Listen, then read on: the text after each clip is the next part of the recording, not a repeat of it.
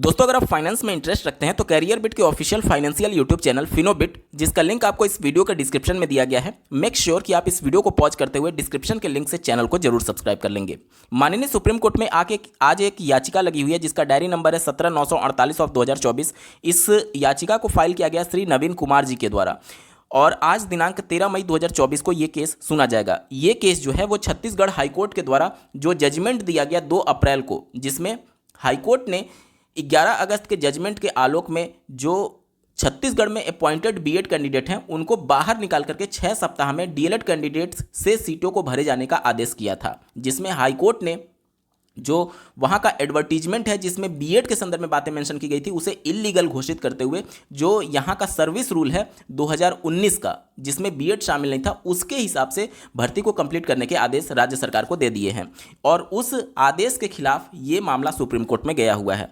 यहाँ पर मैं अगर केस स्टेटस के बारे में थोड़ा सा और आपको बताने की कोशिश करूँ, अर्लियर कोर्ट डिटेल पर जब आप जाते हैं तो यहाँ पर आप देख पा रहे होंगे माननीय छत्तीसगढ़ हाईकोर्ट ने जो 2 अप्रैल 2024 को 3541 ऑफ 2023 वाले मामले में और 5788 ऑफ 2023 वाले में जो जजमेंट दिया था, उसी जजमेंट को यहाँ पर चैलेंज किया गया है। आप स्क्रीन पर देख पा रहे होंगे, देखिए जजमेंट चैलेंज, तो दोनों जजमेंट को यहाँ पर चैलेंज किया गया। ठीक है, अब आते हैं कि इस केस से जुड़े कुछ महत्वपूर्ण डिटेल्स पर कि ये केस किस बेंच में लगा हुआ है। तो ऑनरेबल जस्टिस सुधांशु धूलिया और ऑनरेबल जस्टिस अनिरुद्ध बोस जी के द्वारा जो मैटर बीएड के द्वारा डिसाइड किया गया था, पहले ये मैटर उन्हीं के बेंच में लगा हुआ था। हालांकि honourable justice Aniruddha Bose already retire हो चुके हैं, तो जो एक जस्टिस बचे हुए उनकी बेंच में केस लिस्ट किया गया था। लेकिन अभी अगर आप देखेंगे वर्तमान में तो ये यहाँ पर ऑनरेबल जस्टिस बदल चुके हैं।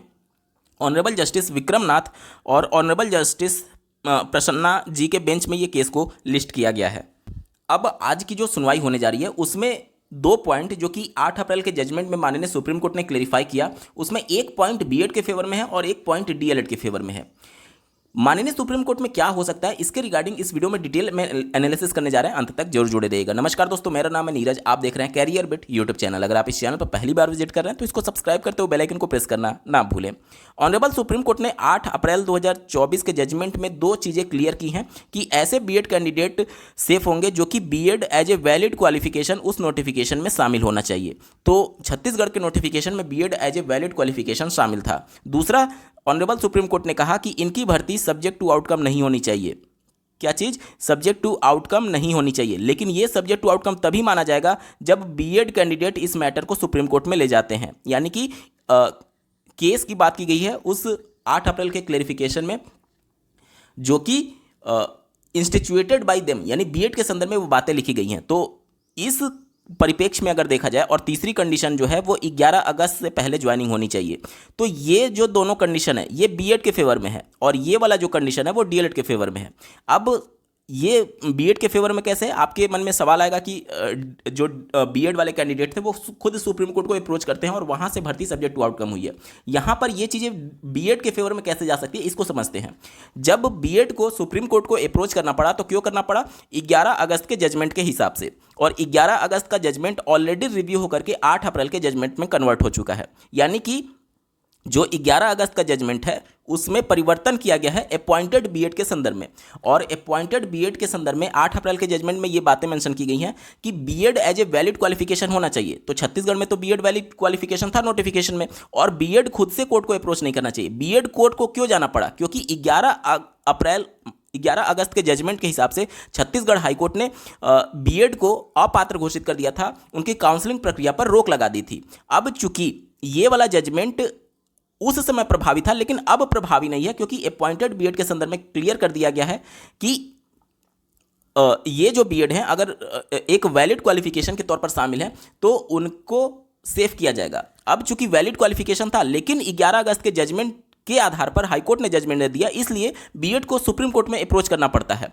अगर ये जजमेंट ऑलरेडी रिव्यू हो गया रहता पहले 8 अप्रैल के जजमेंट में तो शायद बीएड कैंडिडेट को सुप्रीम कोर्ट को अप्रोच नहीं करना पड़ता। तो ये चीज़ें इस प्रकार से सुप्रीम कोर्ट में बहस होगी कि बीएड को सुप्रीम कोर्ट को क्यों अप्रोच करना पड़ा, क्योंकि 11 अगस्त के जजमेंट के आधार पर हाईकोर्ट ने उन्हें काउंसलिंग पर रोक लगा दिया था, जबकि 11 अगस्त का जजमेंट ऑलरेडी रिव्यू होकर के 8 अप्रैल के जजमेंट में बदल चुका है। और 8 अप्रैल का जजमेंट ये कहता है कि बीएड कैंडिडेट, ध्यान से सुनिए, बीएड कैंडिडेट अगर नोटिफिकेशन में एज ए वैलिड क्वालिफिकेशन है तो उन्हें वैलिड क्वालिफिकेशन माना जाएगा। भले ही यहाँ पर भर्ती सब्जेक्ट टू आउटकम हुई है, बीएड कैंडिडेट खुद सुप्रीम कोर्ट को अप्रोच किए हुए हैं, लेकिन कोर्ट को अप्रोच क्यों करना पड़ा? क्योंकि जो हाई कोर्ट ने जजमेंट दिया था वो 11 अगस्त के आधार पर दिया था, जबकि 11 अगस्त का जजमेंट अब कन्वर्ट हो चुका है 8 अप्रैल के जजमेंट में। ठीक है, तो यहाँ तक चीज़ें बीएड के फेवर में है। डीएलएड के फेवर में क्या चीज़ें हैं कि 11 अगस्त 2023 के बाद इनकी ज्वाइनिंग हुई है, और ये बहुत बड़ा एक तरीके से रोड़ा है बीएड कैंडिडेट के लिए कि ये डीएलएड के फेवर में बहुत बड़ी और मजबूत चीज़ है। क्योंकि अगर आप देखेंगे तो चाहे आप दीपांकर गौरव जी की याचिका जो थी, जो बिहार के 7वें चरण से जुड़ी हुई थी, उसमें भी ऑनरेबल सुप्रीम कोर्ट ने रिटन फॉर्म में तो नहीं दिया, लेकिन ओरली ये बात बोली थी कि हमारा जजमेंट 11 अगस्त के बाद तो ज्वाइनिंग हो ही नहीं सकती है। ठीक है, ये बात क्लियर हो गई। अब उसके बाद से अगर आप देखेंगे एमपी का क्लेरिफिकेशन एप्लीकेशन में 8 अप्रैल को जब जजमेंट आता है, उसमें भी ऑनरेबल सुप्रीम कोर्ट ने ये बातें क्लियर कर दी कि 8 अप्रैल के 11 अगस्त के पहले जो ऑलरेडी ज्वाइन कर चुके हैं उन्हें ही हमारे प्रोस्पेक्टिव नेचर के इस जजमेंट का लाभ दिया जाएगा। माननीय मध्य प्रदेश हाईकोर्ट के द्वारा जो जजमेंट दिया गया एमपी वर्ग 3 के संदर्भ में, उसमें भी ये बातें मेंशन की गई हैं कि 11 अगस्त से पहले अपॉइंटमेंट कंफर्म होना चाहिए। अब छत्तीसगढ़ में जो अपॉइंटमेंट हुए हैं वो सितंबर में जाकर के हुए हैं, तो इस कंडीशन में अगर आप देखेंगे तो डीएलएड का ये पक्ष बहुत ज़्यादा मजबूत है, बहुत ज़्यादा मजबूत है, और ये जो पक्ष है ये इन दोनों पर भारी पड़ जाएगा। ठीक है, इन दोनों पर भारी पड़ जाएगा, क्योंकि ऑनरेबल सुप्रीम कोर्ट ने खुद ही क्लियर कर दिया था कि 11 अगस्त के बाद ज्वाइनिंग नहीं हो सकती, अपॉइंटमेंट नहीं हो सकती, और अगर हुआ है तो वो सब इनवैलिड है। ठीक है, तो अगर यहाँ के बीएड कैंडिडेट को सेव करना होगा तो इस जजमेंट में फिर से बदलाव करना होगा, और इस जजमेंट में बदलाव करने का मतलब कि 8 अप्रैल का जो रिव्यू हुआ है उसमें ही बदलाव करना, जो कि अभी के हिसाब से थोड़ा सा मुश्किल लग रहा है। अब यहाँ पर बहुत सारे लोगों का ये प्रश्न आ रहा है कि ऑनरेबल जस्टिस यहाँ पर बदल चुके हैं, तो क्या जिस प्रकार से पहले छत्तीसगढ़ हाईकोर्ट ने जब काउंसलिंग पर रोक लगाई थी, उसके बाद से जब मैटर सुप्रीम कोर्ट गया तो सुप्रीम कोर्ट ने हाईकोर्ट के जजमेंट पर रोक लगा दिया, तो क्या आज भी इस प्रकार की चीजें हो सकती हैं? देखिए, यहां पर मैटर क्यों बदला या फिर ऑनरेबल जस्टिस क्यों बदल गया, तो हो सकता है कि कोई स्पेशल बेंच बैठ रही हो जिसमें ऑनरेबल जस्टिस सुधांशु धूलिया जी इंगेज हो, जिसकी वजह से वो अवेलेबल ना हो, और इस वजह से हो सकता है कि यहां पर दूसरे ऑनरेबल जस्टिस को इस मामले से जोड़ा गया है। ठीक है, और अगर आप देखेंगे जो बीएड वेलफेयर वाला केस था, उत्तर प्रदेश से संबंधित मामला था, जिसमें ऑनरेबल सुप्रीम कोर्ट ने कॉस्ट के साथ उनकी याचिका खारिज की थी, उसमें ऑनरेबल जस्टिस जो थे वो अलग थे। तो ऑनरेबल जस्टिस के किस बेंच में मैटर जाता है, उनके ऑलरेडी जो जजमेंट दिए गए हैं उसके ही आधार पर चीज़ें रिलाई होंगी।